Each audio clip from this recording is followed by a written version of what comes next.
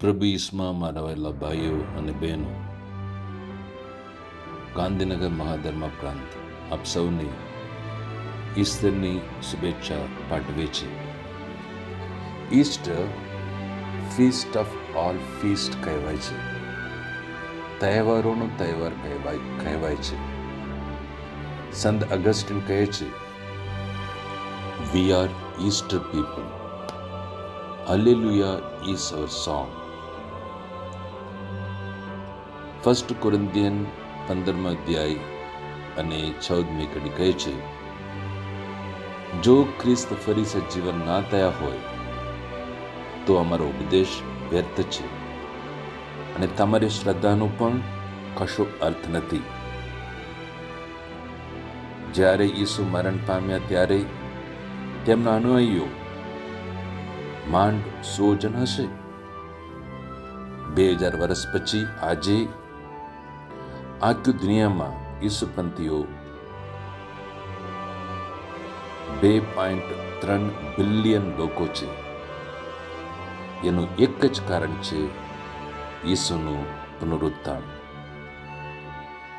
દરેક બાયોગ્રાફી મૃત્યુમાં પૂરું થાય છે, પણ ઈસુનું બાયોગ્રાફી મૃત્યુથી પૂરું થતું નથી. હજુ પણ ઈસુનું બાયોગ્રાફી ચાલુ છે. ઈસુએ અનેક વખત પોતાના શિષ્યોને પોતાના પુનરુત્થાનની આગાહી કરી હતી. માર્ક શુભ સંદેશ 8મો અધ્યાય 9મો અધ્યાય અને 10મા અધ્યાયમાં કહે છે, માનવ પુત્રે પુષ્કળ દુઃખ વેઠવા જોઈએ. પ્રજાના આગેવાનો, મુખ્ય પુરોહિતો અને શાસ્ત્રીઓને હાથે તેનો અસ્વીકાર થવો જોઈએ. તેનો વંદરાઈ જવાનો છે અને ત્રીજે દિવસે પાછો સજીવન થવાનો છે. આ રીતે ઈસુ 3 વખત પોતાના પુનરુત્થાનની આગાહી કરે છે. યોહાન 2 અધ્યાયમાં કહે છે, આ મંદિરને તોડી પાડો, હું 3 દિવસમાં હું એને ઊભું કરી આપીશ. દિવ્ય રૂપ દર્શન પછી તાબોર પર્વત ઉપરથી નીચે ઉતરી આવતા શિષ્યોને કહ્યું, માનવ પુત્ર ફરી સજીવન થાય ત્યાં સુધી તમે જે જોયું છે તેને કોઈને કહેશો નહીં. જ્યારે લોકોએ ઈસુ પાસે પરછાઓ માંગ્યું ત્યારે ઈસુએ કહ્યું, જેમ યોના 3 દિવસ માછલીના પેટમાં હતા તેમ ઈસુ પણ 3 દિવસ જમીનમાં રહેવાના. છેલ્લા ભોજન વખતે ઈસુએ કહ્યું, હું તમારી આગળ ગાલિલ જઈશ. ક્રૂસ ઉપર લટકતા બીજા ગુનેગારને જોઈને ઈસુએ કહ્યું, તો આજે જ મારી સાથે પરલોકમાં હોઈશ. આ રીતે ઈસુ ઘણી વખત પોતાના પુનરુત્થાનની આગાહી કરી હતી, પણ ઈસુના શિષ્યો એમાં શ્રદ્ધા રાખી નથી. મગદલાના મરિયમ અને અન્ય સ્ત્રીઓ અગાઉથી તૈયાર કરેલા સુગંધી દ્રવ્યો લઈને કબરમાં આવ્યા. ત્યારે સજીવન થયેલા ઈસુને મળવા માટે નહીં, પણ ઈસુના શબને સુગંધ દ્રવ્યો લગાડવા માટે આવ્યા હતા. એમનામાં પણ ઈસુ સજીવન થાય છે એ શ્રદ્ધા ન હોતી. ત્યારે આ સ્ત્રીઓએ શિષ્યોને ખાલી કબરની વાત કરી ત્યારે તેમને આ વાત અક્કલ વગરની લાગી અને તેમને માની નહીં. માત્ર પિતર અને યોહાન ખાલી જ ખબર જોવા દોડી ગયા હતા. ખાલી ખબર જોઈને શિષ્યોમાં ઈસુમાં શ્રદ્ધા બેઠી. અનેક વખત ઈસુએ પોતાના શિષ્યોને દર્શન દીધા. એનાથી શિષ્યોમાં સજીવન થયેલા ઈસુમાં શ્રદ્ધા બેઠી.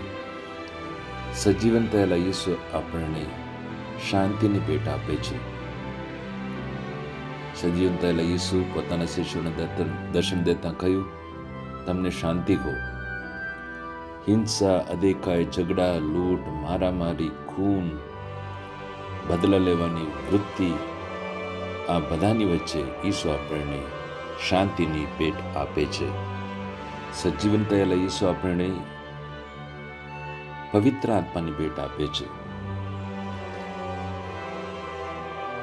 શિષ્યો પર ફૂંક મારતા ઈસુએ કહ્યું, પવિત્ર આત્માની પ્રાપ્તિ થાઓ.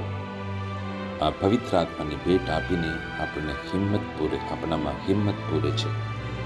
સજીવન થયેલા ઈસુ આપણે સૌને એમની સાક્ષી પૂરવા માટે આપણને આમંત્રણ આપે છે. પ્રસિદ્ધોના ચરિત્રમાં કહેવામાં આવે છે, અમે તો જે જાતે જોયું અને સાંભળ્યું છે તેના વિશે બોલ્યા વગર રહી શકીએ તેમ નથી. ઈસુએ પોતાના શિષ્યને પૂછ્યું, માનવ પુત્ર કોણ છે એ વિશે લોકો શું કહે છે? ત્યારે સિમન પીતર બોલી ઉઠ્યા, આપ તો ખ્રિસ્ત છો, ચેતન સ્વરૂપ ઈશ્વરના પુત્ર. એમ કહેનાર પીતર એક નોકરડીએ કહ્યું, આ માણસ નાઝરેતના ઈસુ સાથે હતો.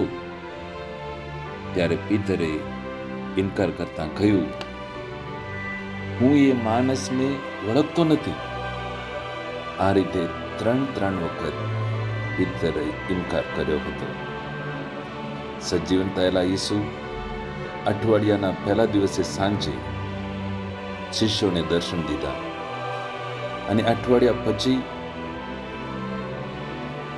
તોમાના હાજરીમાં ફરી ઈસુએ તેમને દર્શન દીધા. ત્યારે ઈસુએ એમને એમ ના પૂછ્યું, ભાઈઓ કેમ મને એકલા છોડીને નાસી ગયા? એમ ના પૂછ્યું. અને પીતરને એમ ના પૂછ્યું, પીતર મને કેમ ઇનકાર કર્યો? એવું પણ ના પૂછ્યું.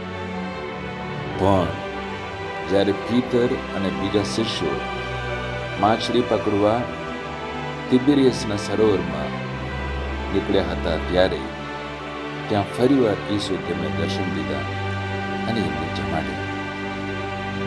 જમી રહ્યા ત્યારે ઈસુએ પીતરને પૂછ્યું, ઓ સિમોન પુત્ર યોહાન, આ બીજાઓના કરતાં તું મારા ઉપર વધારે પ્રેમ રાખે છે?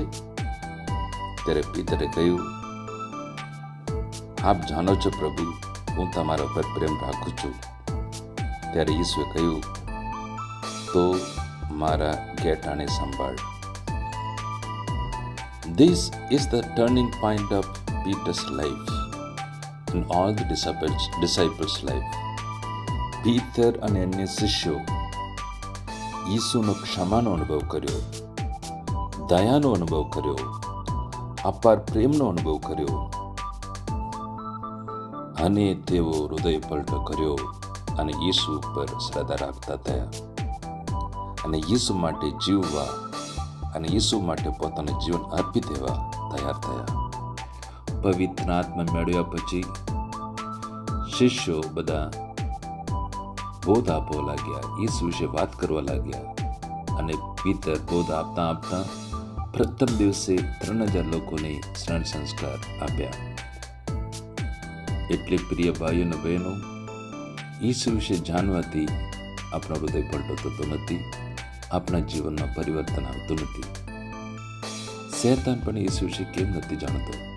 શૈતાન પણ ઈસુ વિશે જાણતો હતો, પણ માત્ર ઈસુનો અનુભવ, ઈસુની દયાનો અનુભવ, ઈસુનો પ્રેમનો અનુભવ, ઈસુનો ક્ષમાનો અનુભવ આપણે હૃદય પલટો તરફ લાવે છે અને આપણામાં હૃદય પલટો લાવે છે.